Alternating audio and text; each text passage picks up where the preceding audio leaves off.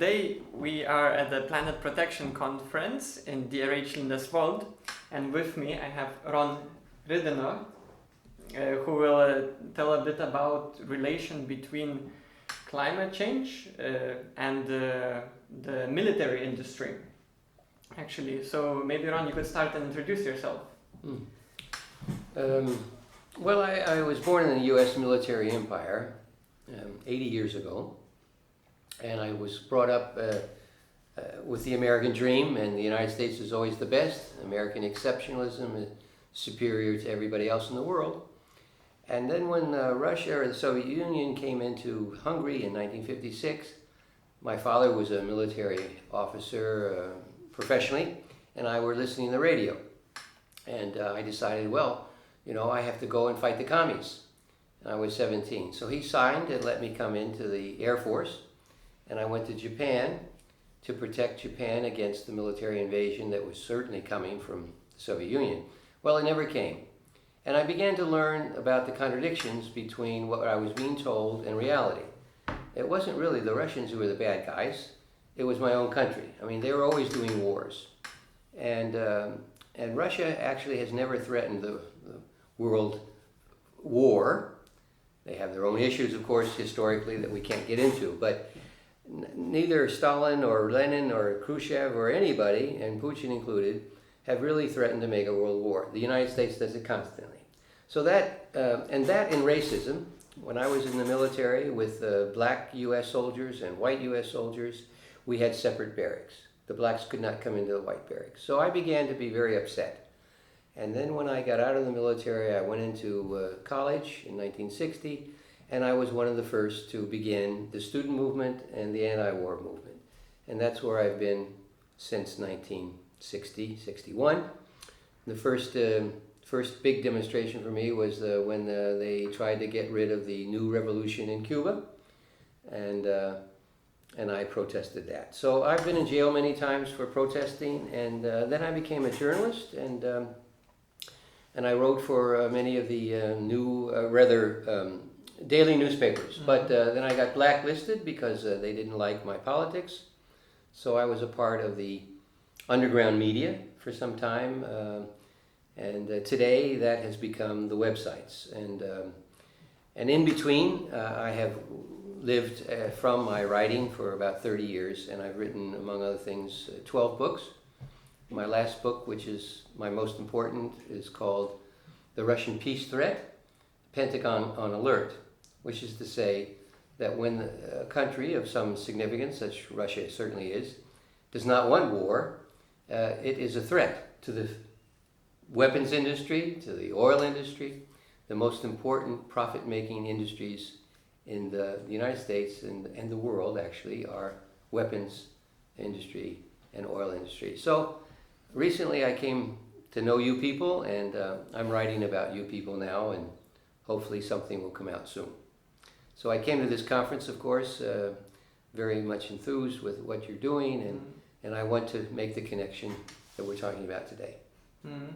So you've been into war and conflicts for 50 years now? Over? 60 years. 60 years. So, and actually in this conference so far you always bring, you could say, you provoke many of the discussions, because we talk about what does agriculture have effect on our climate, what does transport, or how we should consume less. But you always bring the aspect that actually it's the war where we should look at, the war industry and the military. Why do you find it's important for people conscious about environment to be conscious of this topic? Well, the environment, of course, means everything, the whole planet. And one of the things that the United States has done very cleverly from their perspective is prohibit state organizations, even the United Nations, from publishing or even measuring the impact of just daily military maneuvers, or just, you know, the daily trucks and jeeps and tanks going from one place to another, all the way up to their wars.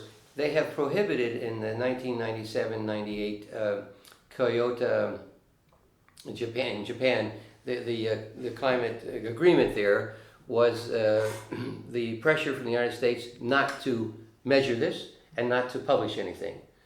And then they had the audacity to even deny coming into they didn't sign the agreement.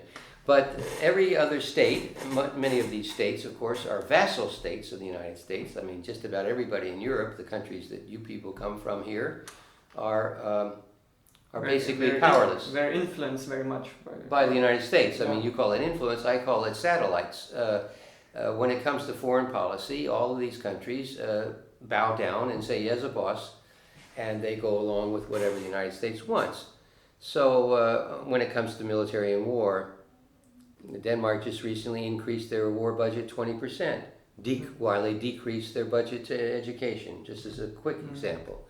Now, since the Kyoto Agreement, everybody breaks down, everybody just stops thinking about what impact military and war has. I did a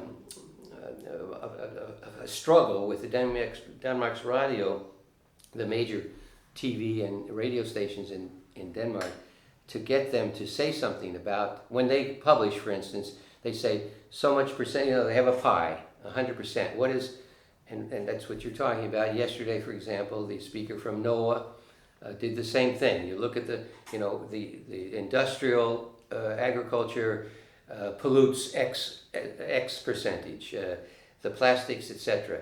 In that circle, that pie of 100%, nothing about military or war is there. Now, anybody, doesn't have to take any researcher to find out that if you are going around with your tanks and your jeeps, there's CO2 that comes out of this. They pollute the water, the air, the land, and there are some figures that you can find even in the United States. So when the Danmarks Radio did do a response to my complaint, which I've been doing for about 2 years, the General Secretary wrote to me and said, the figures that you're suggesting, because I gave her some figures, she says, well, we can't verify them. They're not available to Genlik. That would say our journalists cannot find them. And that's not to say that the military and wars do not have an effect. I mean, they must have an impact. So quickly, I can give you a couple figures. We do know from the Vietnam War, there was a lot of journalism done there, whereas journalism really is very sparse now. The defoliates that they called them, Agent Orange, napalm, these chemicals, they dropped and burnt land, grass, jungle, trees, fruits.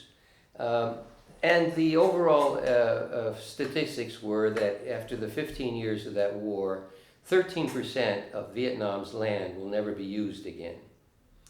The current figures that even the CIA fact book of 2006 says that if the Pentagon, the U.S. Pentagon alone, the military of the U.S., without counting wars, if it were a country, its pollution, its CO2 emissions, and its emissions into the waters of different uranium, many kinds of chemicals from bombs, it would put the United States military alone, number 35th country, the 35th most polluting country of the 210 countries. So in the whole world, the U.S. has such an impact as the 35th biggest most polluting country in the world, and that's just the U.S. military. Yeah, without its wars. I cannot find any figures on the amount of pollution that its wars cause.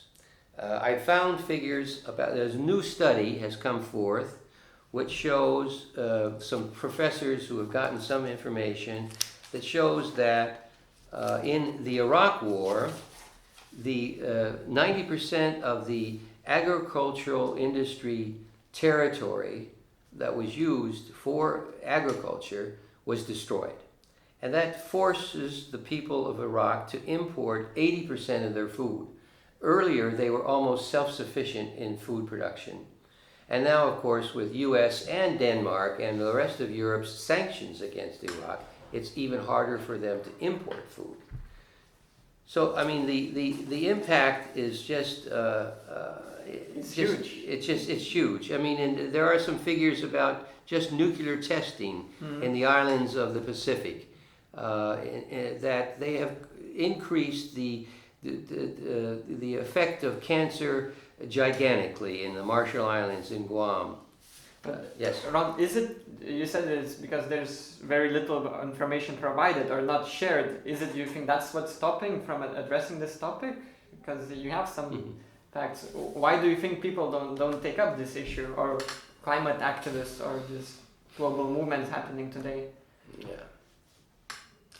Well, because it's extremely sad, and it's also sad for me. I mean, one of the most saddening things in my life is just this dilemma that most people are afraid to tackle wars and military because they feel it's hopeless. It's just like, it's so gigantic and they're so powerful. I mean, they can kill anybody anytime in a second or less than a second. You know, we know generally because we see TV all the time and video games, and we have all these young people who are so insensitive to be doing these games. How many people can you kill in a given second's time?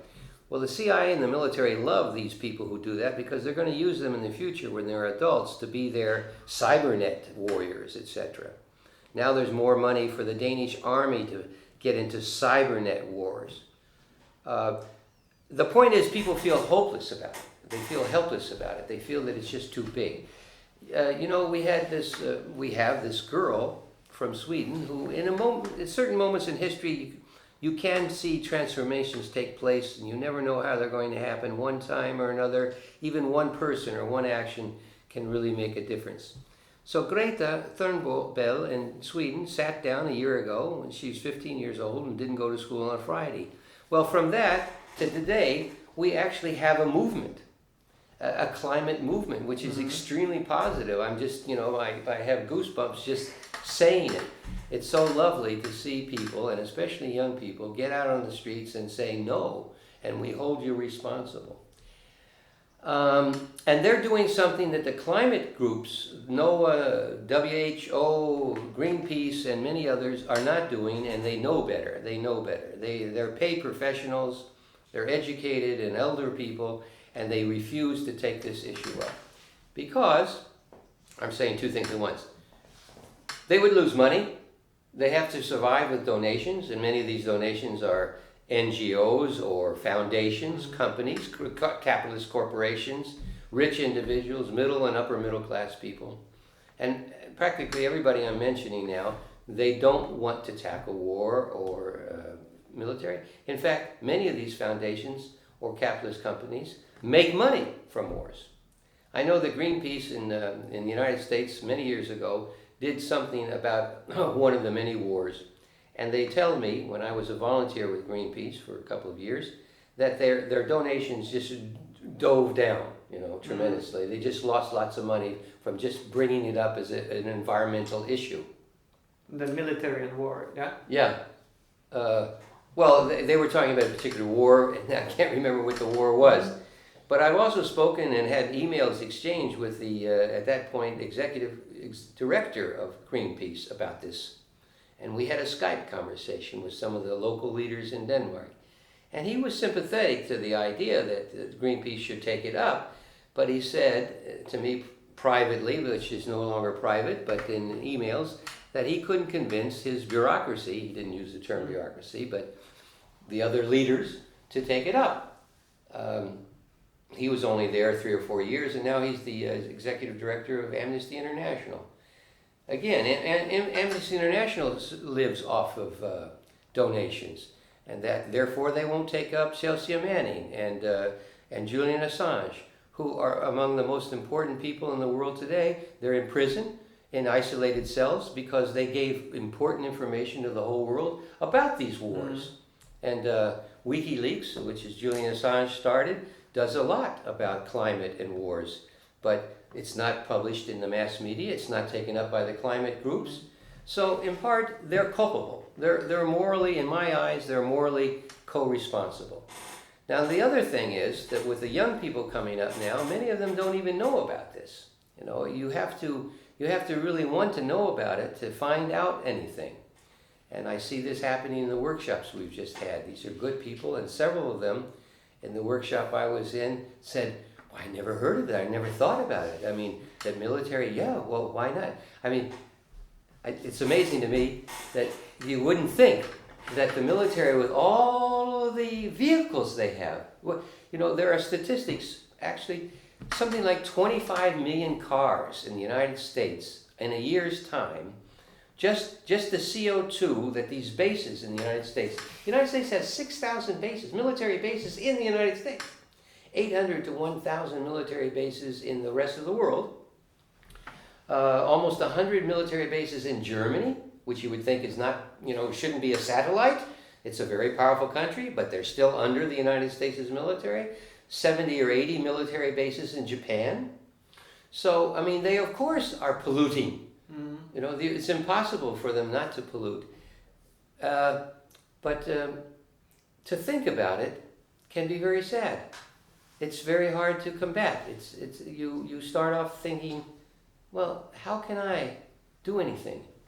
So I just, flashes just come up all of a sudden. Tiananmen Square, which of course is a big controversy. Did it really happen? How much was killed? And who's, you know, but everybody who knows anything about Tiananmen Square in China, you know, where the Chinese government came in and killed some people who were protesting, who wanted changes. We can't get into all that, but one picture can we think of. One man stood in front of a tank, and the media was there, and the tank didn't run him down. But that symbol, that was civil disobedience. And you can make a change. You know, you can stop a tank.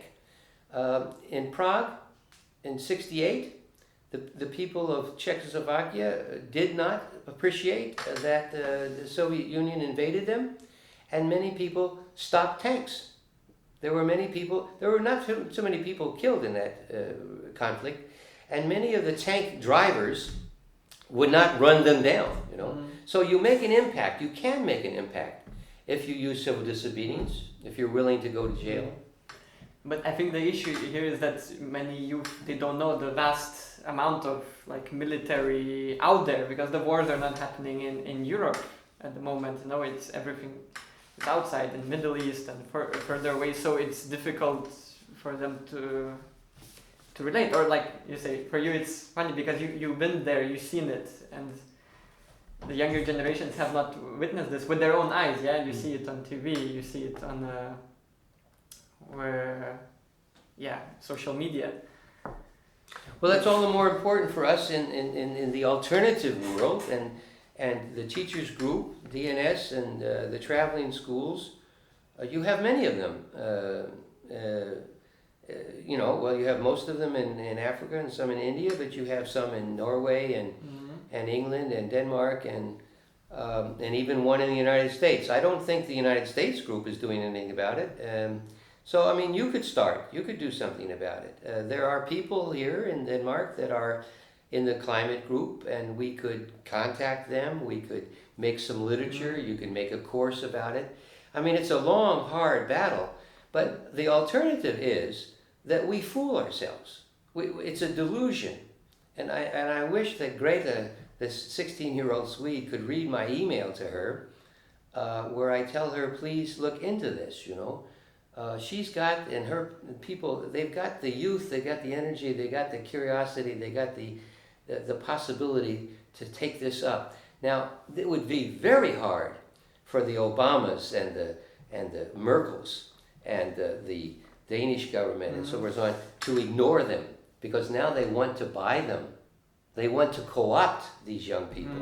You know, Greta spoke at the United Nations the other day, a 16-year-old girl who comes over to sit next to her, you know, but Big Daddy Obama, you know. Now, Obama is one of the worst presidents in the history of the United States, in part because all of his weaponry, he was in 7 wars at one time.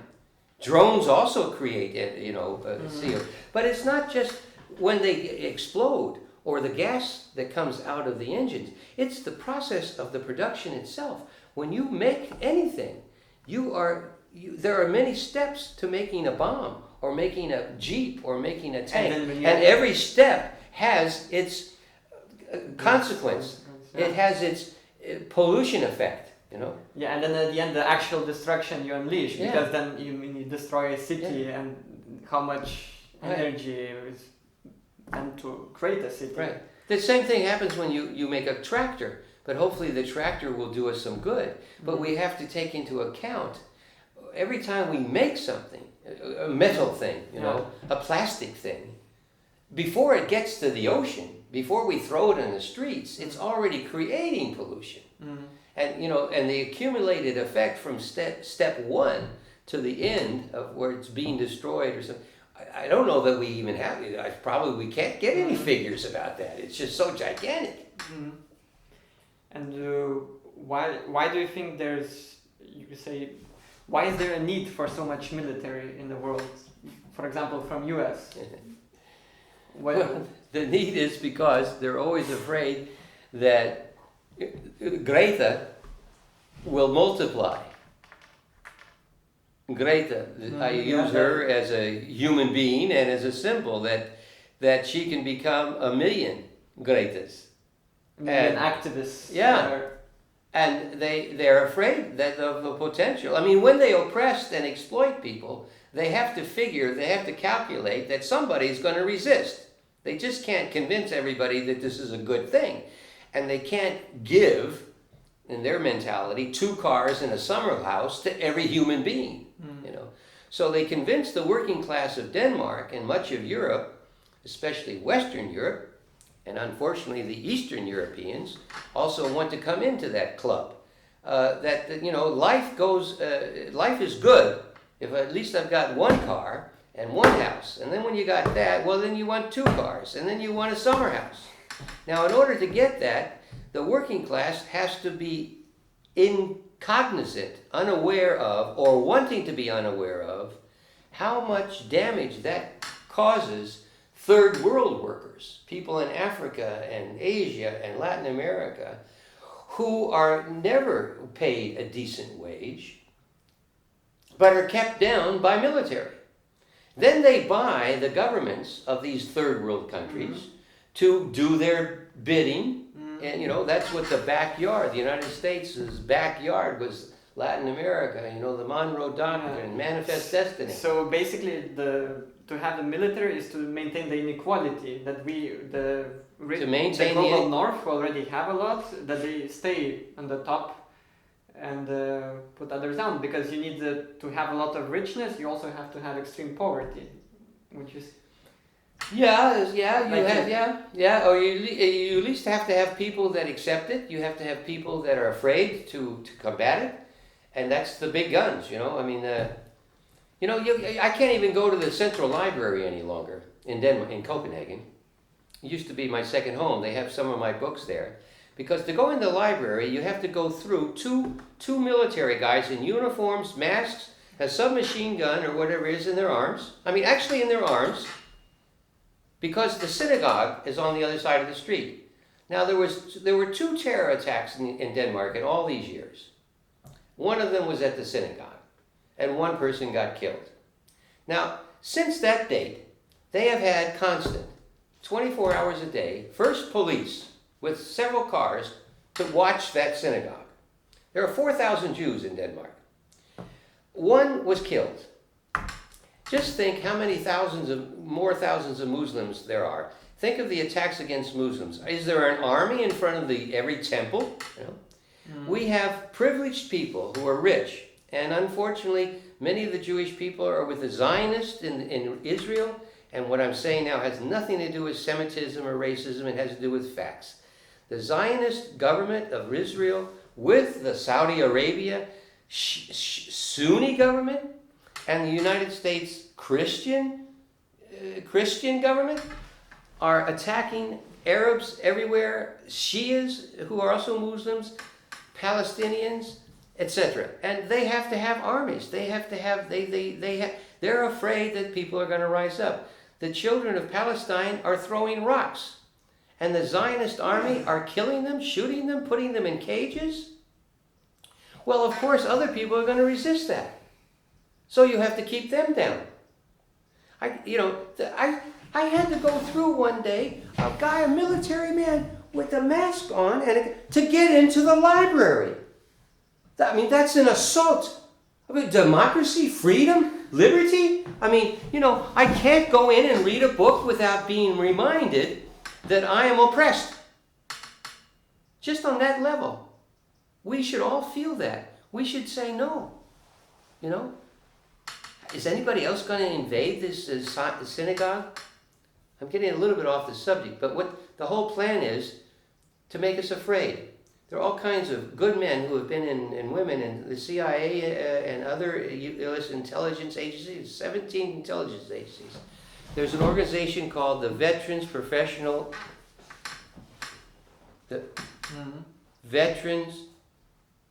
Intelligence Professionals for Sanity. Mm-hmm. Many of them have been officers in the military, and they say much of what I'm saying. They have a website in the United States, and they say the role of the CIA is one fundamental thing: to keep the world unstable. Make it unstable so that we can have military domination and we'll have profit with the war industry.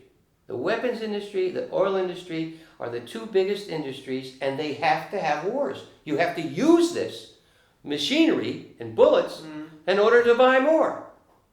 So when you do that, you're creating more and more pollution, more and more damage to the world. And then actually the global north, many economies are dependent on creating weapons. Yeah. Isn't it? So it's an ongoing role. Right. What do you think a rich person or an activist, a person who's concerned about environment, how could he bring more to the topic about war and militarism? What could he do? He could inform himself. You mentioned before you should maybe take part, actually join together with people who address the military issue in the countries. Right. Well, I think one thing, now it's very popular to go to demonstrations against climate change, right?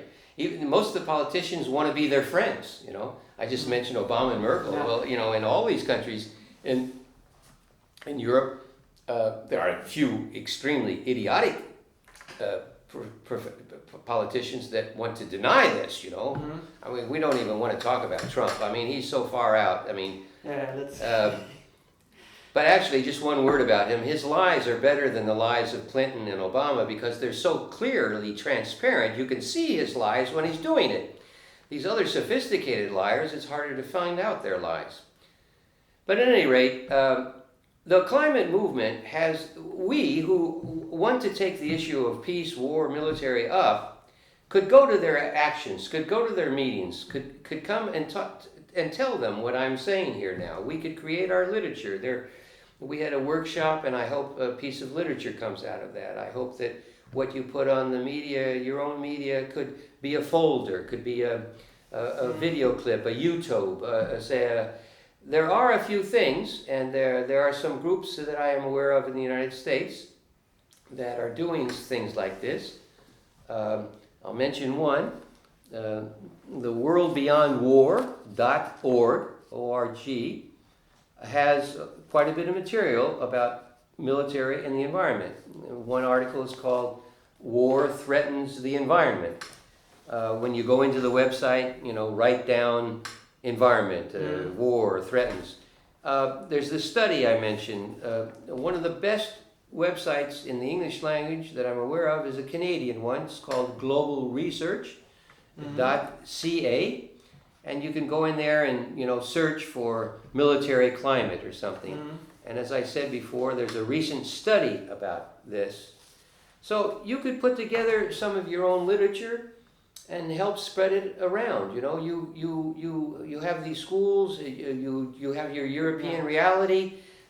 You have your Africa. Let the people know in Africa the people that you're going to be teaching in the small schools and wherever. Take it up as a major issue for yourselves. You could make another fantastic contribution. You started with the world's greatest windmill, well, now get into war and the climate, you could do a hell of a lot. And also try to talk with some of these leaders in these professional organizations. Let them know that somebody's watching them. If you can't talk to them directly, write the emails to them. I don't know. We've got to get them excited about taking it up, and we have to let people know that, again, George Soros is a major capitalist. He broke the English bank, some years ago, from speculating on whether the currency of any given country is going to go up or down the next day. And he's one of the world's richest sons. He likes to give money. He's given money to Ukraine, the neo-fascist government there before the comedian. He's given money to Lithuania, the Baltic states, to oppose Russia. There's a real big capitalist interest in having Russia be the bad guy. So he's financing some of this climate stuff, including Friday for the future. I don't know the exact figures on this at all, but it's clear. It's clear. These, where they see a problem, they're going to do what they can. It wouldn't surprise me at all if they figure out to give a Nobel Peace Prize to Greta Thunberg. And not that she doesn't deserve it, but they want to capture her. They want to make her a part of the club. They want her not to be resistance, not to be against them. They want to have her on their side. And how many people are against Greenpeace? Greenpeace is great. They love the polar bears. Well, you can't, you're only going to not love the polar bears if they eat you, they're pretty tough bears, But as long as you're not close to them, everybody wants the polar bear. But 1 million people get killed in a war. What's the consequences of all of these destruction, From Iraq, after the first war against them in 90, they had what they called no-fly zone, sanctions against them until the next war. That's to say 12 years. Clinton's foreign minister, Albright, who was from Czechoslovakia, was on TV saying, when the interviewers never asked this question any longer, we have statistics that say that 1.5 million people, 500,000 children have died from the US and UK sanctions and no-fly zone. And what was her reply?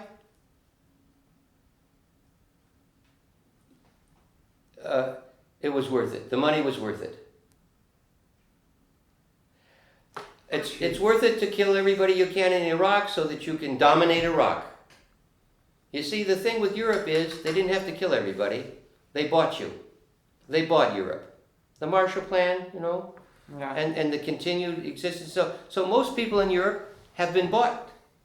Well, I'm saying to you people, there are you. We're on CBS. Meet the press. Here we are. I'm telling the European people, whether you like it or not, the environment is so polluted that it's going to kill everybody. And one of the only ways that we can stop that is if we stop the military and the wars. And even though it's a huge task and maybe impossible, if we put our bodies on the line, if we put our minds on the line and then our bodies on the line, we can make an impact. And one of the best ways to do it is to convince people in the climate movement to take that up as one of their ingredients, along with plastic and agricultural industry. Well, plastic, there's a tremendous amount of plastic used by the military. Yeah. We cannot just target single issues that we can see it's easy to grasp. It has to be the whole deal. Exactly. You understand that in your education, in your schooling. You do a tremendous job with educating people from the holistic perspective, the historical materialist perspective. Well, this is a part of that too. Okay. Thank you, Ron.